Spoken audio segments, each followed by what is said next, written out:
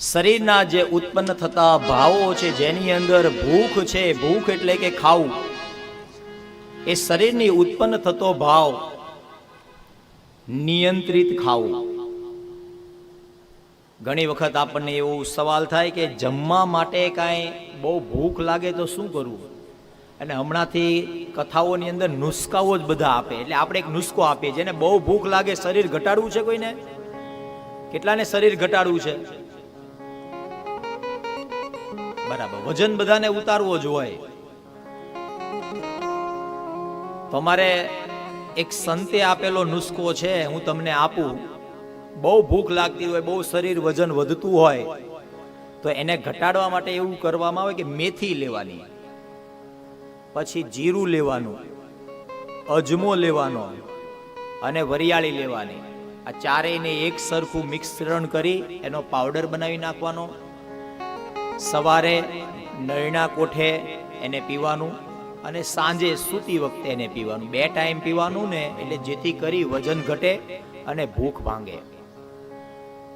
અને આ નુસ્ખો કામ ન આવે તો ભજન વિના રે મારી ભૂખ ન ભાગે, સ્મરણ વિના મારી તલવન જાય રામા, સ્મરણ વિના મારી તલવન પાર્થ જાય. દાદા માટે. ભજન વિનાની મારી ભૂખ નહીં ભાંગે.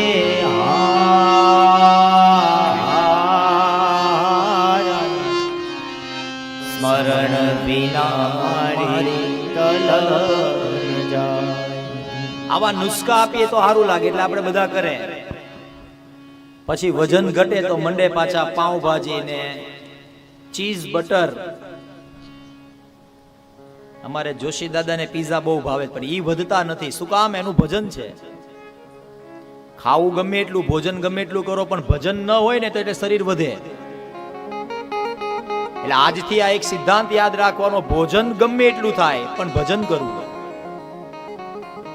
આજે 11 છે એટલે બધા આમ કે અમારે ઉપવાસ છે. 11 ઉપવાસ કરવાનો છે, નજીક રહેવાનું છે ઈશ્વરની. ઉપવાસ, ઈશ્વરની જે સમીપ રહે. ઉપ એટલે નજીક, સંસ્કૃત શબ્દ છે. વાસ એટલે રહેવું.